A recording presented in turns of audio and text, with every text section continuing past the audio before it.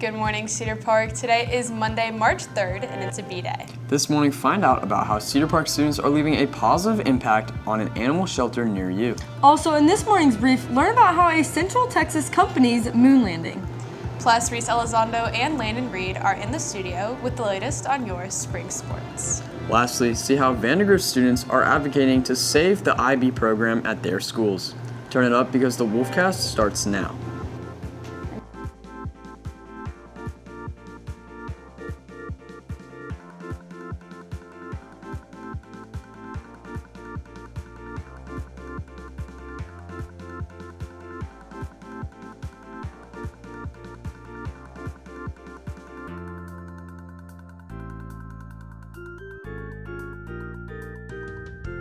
Good morning and welcome to the Wolfcast. I'm Lulu Lynch. I'm Reed Cummins. And I'm Kira Cox. The Vandergrift High School community is speaking out against the district's plans to cut the International Baccalaureate program, also known as IB. The program, also offered at Leander High School, is part of the more than $21 million in budget cuts that the district announced last month to avoid falling into a bigger deficit. More than a dozen Vandergrift students and parents showed up to Thursday night's school board budget workshop to advocate for the program. My name is Caitlin, and I am here because cutting the IB program would be a devastating loss for students like me. My name is Pace Young, and I'm a sophomore at Vandergrift High School. I am here once again to speak on the removal of the IB program from schools across Leander ISD. My name is Serena Basus, and I'm currently enrolled in Vandergrift High School as a sophomore.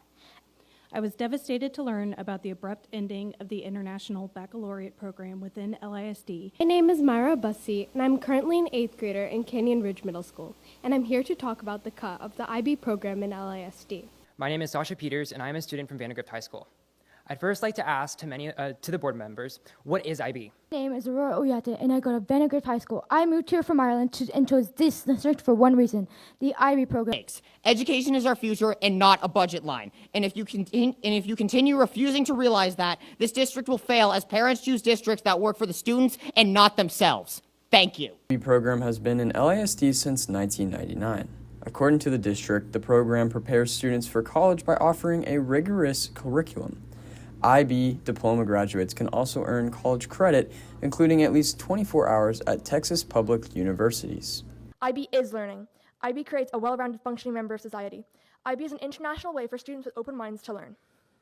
Look me in the eyes and tell me this was the best decision for me. Look my peers in the eyes and tell us that we were at the center of this decision.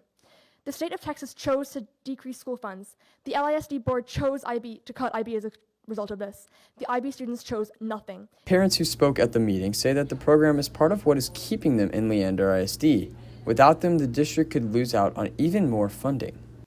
I speak as a transfer family when I encourage you to look at the budget and consider how having IB programs in our district could be used as a recruitment tool for transfer candidates from other districts to enroll within LISD. Some parents say they even may consider transferring out of LISD to a school that does offer IB. My other kids have graduated, so she is the only one keeping me in the district. With this decision, I'm considering moving out of the district to allow her to go through the IB program that she is now really looking forward to. Later in the meeting, Superintendent Bruce Gearing reiterated why the district is in its current financial position. We're in this position because the state has not increased funding for public schools in Texas since 2019. So House Bill 3 in 2019 did a significant job of helping fund public schools. But since 2019, we haven't had anything from the state. Board Vice President Anna Smith then pressured the superintendent and district leadership to understand how decisions were made on what was included in the $20 million in budget cuts. I'm trying to understand, what does that program matrix look like, and how do we get to decide what stays and what doesn't?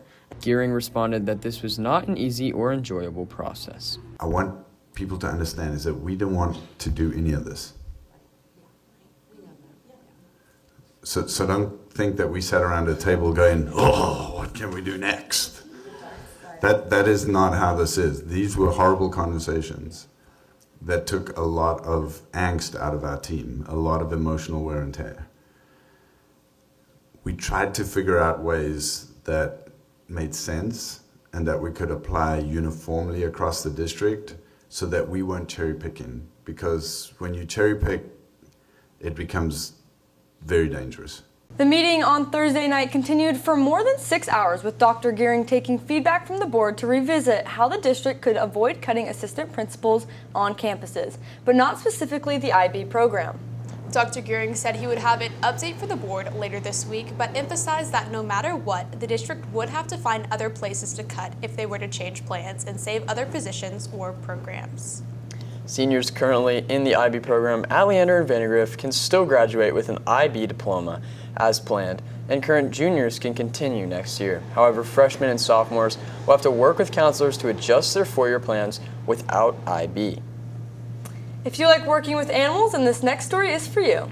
A group of Cedar Park students with a passion for animals is making a difference, one shelter at a time. Thanks, Kira. Volunteering at an animal shelter is more than just spending time with pets. For many students, it's a way to give back, form lasting connections, and make a real difference. Central Texas SPCA is a local animal shelter that relies heavily on volunteers to keep its operations running smoothly. Under the direction of 2026 class president Vincent Cow, students like Annie Goheen come regularly to help out and bond with the animals. Well, it's very special because they're all strays and they're all just real dogs and real animals. And you get to see the same animals over and over, and you also get to see other animals get adopted and stuff. After several trips to the shelter, many volunteers develop special bonds with the animals they care for. Waverly, come here. I really like Waverly. She's extra excited and she's just so happy when we come. And she just loves to people, and that's my favorite about her. But the work isn't just about playing with animals. Volunteers also need to help with cleaning, organizing, and even yard work when needed. Employees say they couldn't run the shelter alone. For the shelter, it is very important for us to have volunteers since our day-to-day, it kind of makes it hard. We don't have a lot of staff here that are full-time, and so volunteers coming in and taking off some of the staff's workload means that we can clean more, have a happier, friendlier facility. And changes are coming soon. The shelter is preparing to break ground on a new facility with hopes of finishing by the end of the year.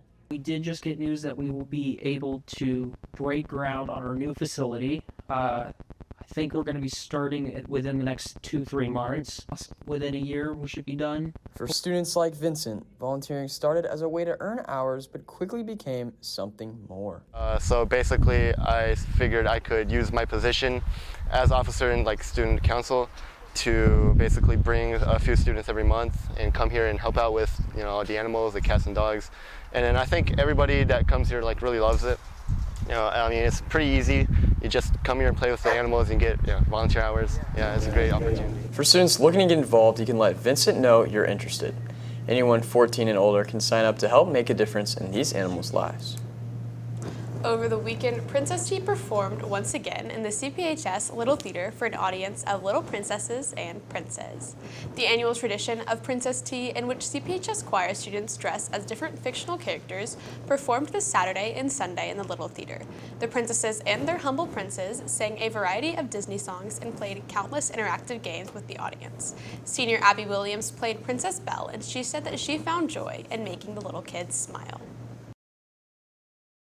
So it's so special to see them smile, and especially if they had a bad day or something, they're just not doing great or whatever's going on, to see them smile it's a really special thing, and it's so sweet and so awesome to know that we did that. For more information on choir's events throughout the year, you can visit their website at cphschoir.com. After months of work today, Leander ISD is hosting a new turf fields ribbon cutting ceremony. These renovations, made possible by the 2023 funding bonds, pay off today as students and staff are invited to witness the unveiling of new softball and baseball fields. Admission is free and will take place at 6 p.m. today at the softball and baseball complex. We'll be right back with today's top headlines with Guest Mountjoy right after these announcements.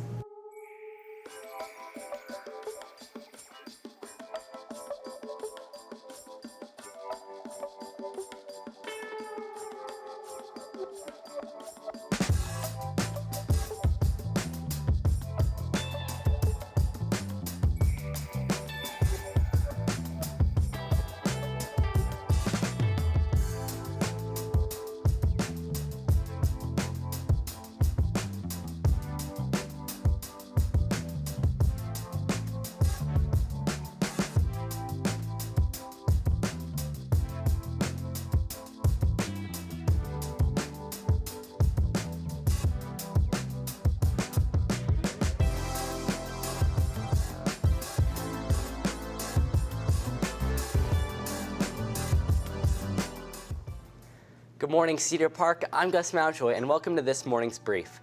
First, many are worried about the government's handling on the Texas measles crisis.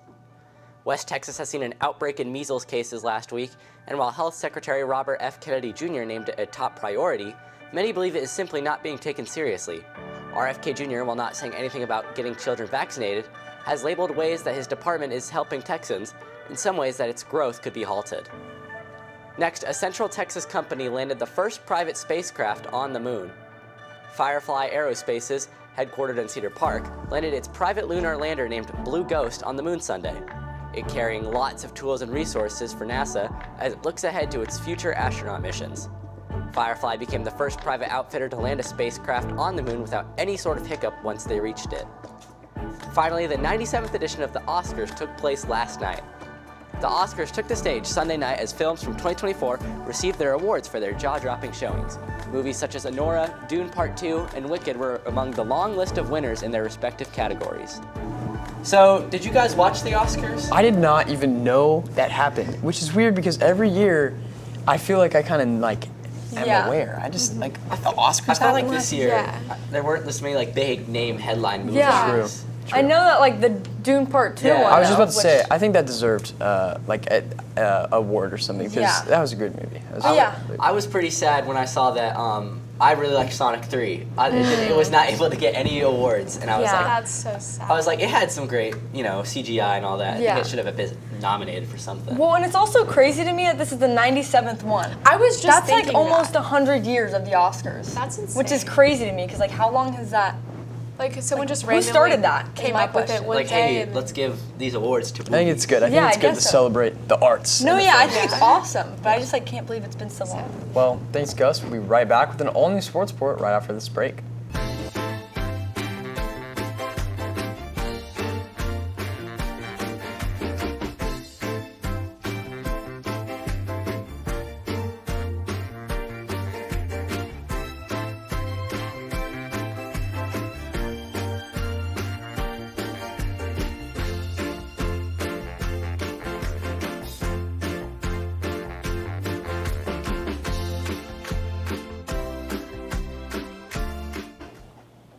Good morning, Cedar Park, and welcome back to the Wolfcast Sports Report. I'm Reese Elizondo. And I'm Landon Reed.